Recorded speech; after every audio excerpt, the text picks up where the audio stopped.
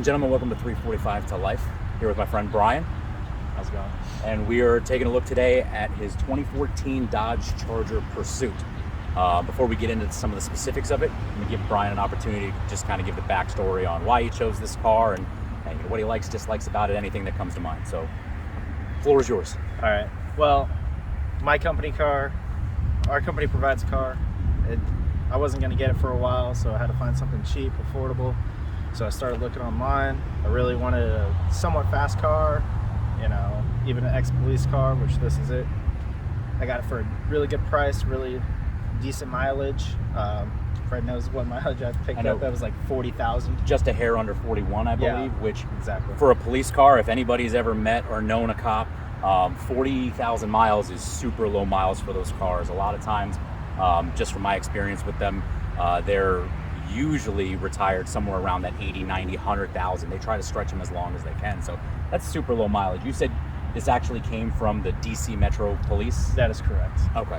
So, Go ahead. So there's a lot of holes. So I'm pretty much making this a project car. Just a quick rundown. I want to get it repainted black. I want to add some things to make it really look like a cop car. Like a undercover, like low-key cop car. Yeah. He's not trying to put red and blue lights on it and stuff. Not putting any red and blue lights in there. So, as you'll see as we go around, a lot of this car is very, very much your standard V6 Charger. But as we go through it, you'll see there are some things that are drastically different, noticeably different. There's not a lot of difference between the V6 Chargers that are sold to the public and the V6 Chargers that are, used for law enforcement, motor-wise. They do a lot of times have, different air intakes, things that let the motor breathe better. They've got different weight leveling, different performance-tuned suspensions, things of that nature. There's not a lot of drastic difference. The only thing they do is they strengthen a lot of the core components of the car, because cops obviously beat the crap out of their cars because they have to sometimes. So we're going to go ahead now and we'll start off with some of the basic specs of the car. Then we'll do a quick walk around, show you the interior, show you what's different. And then Bryan has graciously allowed us to take it for a spin and see how it feels differently compared to, say, my Chrysler 300 with the same motor. All right, ladies and gentlemen, as mentioned before, this is a 2014 Dodge Charger Pursuit. It has the standard 3.6 liter V6 that comes in the Chargers, Challengers, 300s, and all the other Mopars. It has 292 horsepower, 260 pound-feet of torque. It's got the 8-speed transmission. As you take a look at the interior, you'll see some of the different layout. But it comes with the blacked-out grille from the factory for the police package. And not too much of a difference from the front end of the vehicle. Bryan, do you know of anything on the front end that's different from the regular Chargers? Anything like that? It doesn't appear like it. No, not that I know of. I'm sure once we get the hood up, they probably have a different intake and so forth. So over here, we've got your standard all black steel wheels, the cop car steel wheels with the center caps. And you said eventually you wanted to tint the windows, correct? That's correct. Of course, who doesn't? It gets so hot down here. And up here, as he was mentioning, or he might have mentioned to me beforehand, this is where the spotlight would have gone. So obviously that needs to get plugged or put another one there. He said he wanted to make this thing look like an undercover cop car without the lights. So same deal back here, side markers, nothing really different. Now, he doesn't drive around with the tape on his license plate. We did that so I didn't have to blur it out later. But standard rear end on the Charger, nothing crazy different. He's got the backup sensors, it looks like, on the bumper. We do have the dual exit exhaust that all the Mopar V6s come with now. And as he mentioned up here, he has several holes that were plugged in the trunk lid. Now, when you bought the car, they explained to you they have one of those license plate thingies that was there that scans license plates and stuff. That's correct. There was a license plate reader on the back here. I was able to plug up 3 holes, but this last one's giving you a hard time. Yeah, So you just so I threw some tape down on it. Threw some tape on it for this. Well, at least you got the white duct tape that matches the body color, right? So anything right off the rip that you can think of that is not functioning the way you want it to on the car and you have to change it? No, everything seems to function well. everything's mostly purely cosmetic. As you can probably see, there's bumper damage. That's how I got it. Well, it looks like the paint's cop car. cracking. Exactly. Yeah. And of course, Yeah, it looks like just the plastic bumper, when it got hit, it bent and it warped the paint and split the paint. So obviously that would be included in the fix, and definitely either get a new bumper, or even with the paint job, maybe that'll make it look even. And we already started looking for trunk lids for you, and they're a little pricey, but you never know. So again, standard on the exterior, just minimal damage. But I mean, the car is in really, really good shape for, you know, all the cops that I know and have met and befriended over the years. Their cars always at some point or another got the crap beat out of them. So this is actually in really, really good condition. Like we said, 40,000 miles on this car. For a retired cop car, that is super low mileage. Like I said before, they usually retire somewhere in the, you know, low 100,000s usually. So that's our quick walk around of the exterior. We're gonna go ahead and take a look at the interior. All right, so with the interior, as you can see, right off the bat, you should be able to notice the difference. Door panels and everything, they seem like the same material, literally the same materials as my 300. Everything's semi-soft touch, softer leather down here. Electronic, everything still. If we jump in the car here, you've got the standard instrument cluster for the more modern Mopars. And as we look at the shifter, you'll notice it is missing from the center console for the police packages, because this is where all of their radio equipment and the laptops and all that stuff go. Almost every single bit of the center console area is missing, and intentionally missing and removed. They did not help my boy out and go back and replace anything that they ripped out to make it a cop car. They left the auxiliary port and the USB. He said this is the only functioning power source up here. And the column shifter for the law enforcement, like I said again, because that's where all this stuff would normally go, down here, but they can't have that there because it would get in the way of all of their equipment. Neither of us have any clue what should have gone here. I would have to go back and take a look at a 2014 Charger and see what should have been there and what the law enforcement agency would have put there. Lord only knows.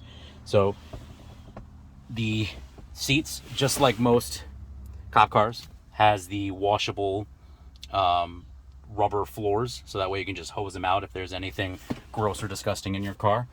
And as I step back out, you will see they went with the cloth seats, obviously, because all their gear and everything, they in and out and constantly rubbing, it destroys the seats, so they wouldn't want to put leather up there. As we come to the back seat, they were nice enough to leave the leather in the back seat for the bad guys, but no, seriously, normally they have like a plastic covering, and it's almost like a shell that just goes over top of this to save them money from having to replace the seats or do anything like that. So Bryan and I discussed it, and most likely they just ripped that out and the leather seats were underneath it. Rubber floors on the back seat as well. And interestingly enough, there are no handles on the back door. So you, just like in a regular cop car, and there's no locking mechanism whatsoever.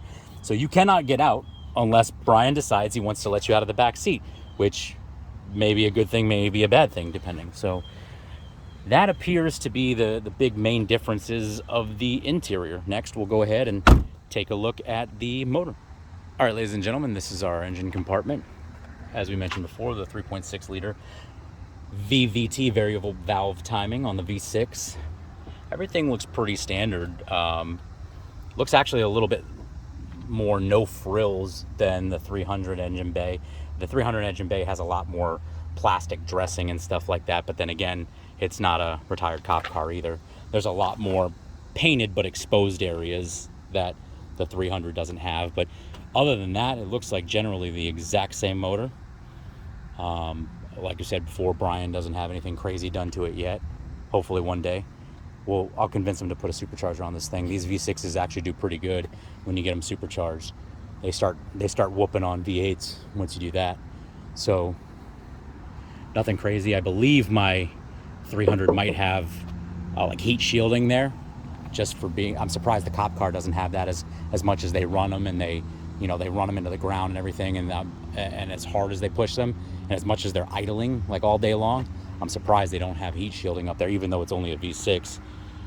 Okay, so there's your shot under the hood. Like I said, in case you thought I was lying, they're really not a whole lot different as far as power and overall speed and performance. Really, where it changes is the nitty-gritty of the suspension and stuff like that. So we will now run around to the back so you can take a listen to the exhaust. All right, go ahead and start it.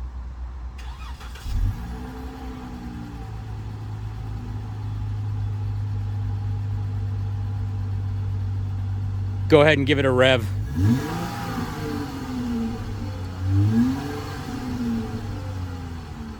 And as you'll notice, no terrifying backfire to startle the cameraman.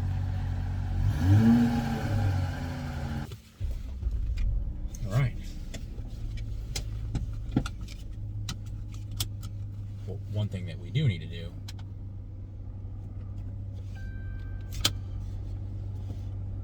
this time, we were smart enough to get a car that has AC in it.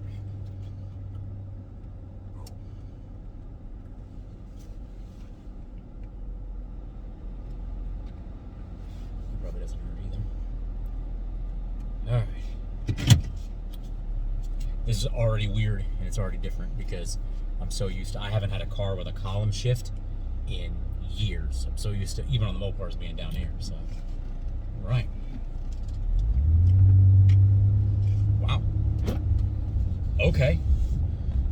So right off the rip, my 300 with the same motor in theory, it's no slouch. Like, it doesn't do bad. It does okay, but just easing on the gas right there, it kind of jolted a little more than my 300 does. So. Maybe you weren't lying. You told me, some of the other cars with similar motors that you've been in or driven, they seemed slower than this car.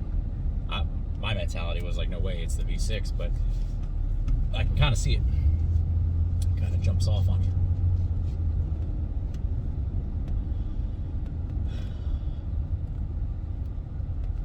Head back out our same way.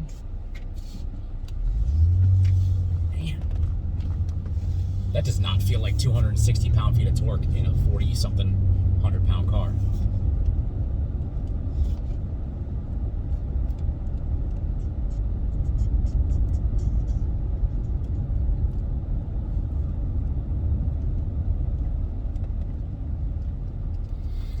Well, this is our first test. We got a new means of recording in the car. We got a windshield mount. So when I punch the gas, we'll see if it's actually going to hold up, or if my phone goes flying in Bryan's lap.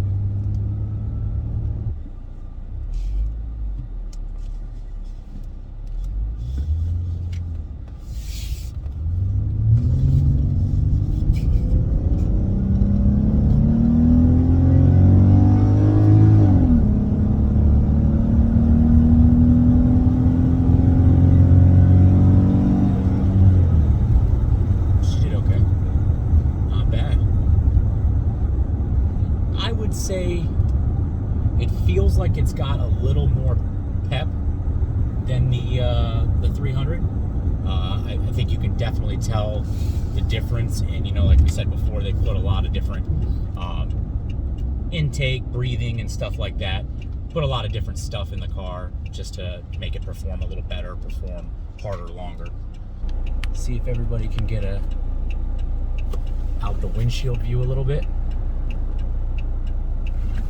Should bend at the neck there. Oh, okay. There we go. That should be good. Right out. Oh, good Lord. Come on. You're killing me, Smalls. Well, let's see if this thing's gonna hold up.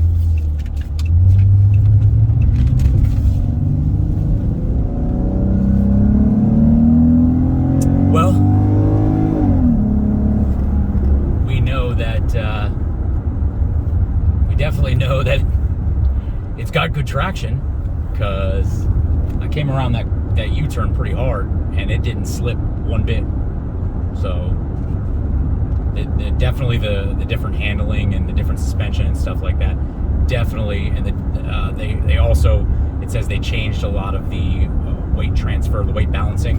So it very obviously works. It's effective, because I know on most cars that I drive, if I ever get squirrely like that, or even in my 300, which is the same exact power and so on and so forth, it definitely would have gotten squirrely in that turn. It definitely would have spun some tires. So good job Dodge on their Pursuit package. Well played. All right, so there you have it, the 2014 Dodge Charger Pursuit. Hopefully you guys enjoyed seeing it. I mean, this is something that most people don't typically get to see. Tons of people have seen Chargers, whether they're Hemis, V6s, whatever the case may be. Seeing the Pursuit models, seeing how they differ, that's actually something that I've actually never seen up close and in person, other than quick glances at his car before. So I enjoyed it. I appreciate it. Hopefully you guys did too. Just want to thank Bryan for letting us take a look at his car and go rip it out a little bit and see how she handles. So we appreciate it, and hopefully we'll have you back at some point once you get a chance to get it where you want to, and we can see the drastic change. I can't wait to see it in black, because black is my favorite car color. So any closing, anything you have to say for anybody? Nope. Just keep checking us out. Yeah. We're gonna keep bringing as many of these as we can, and as many different types of cars. Hopefully we'll have some trucks and some other badass cars as well coming along the way. So we'll catch you on the next one.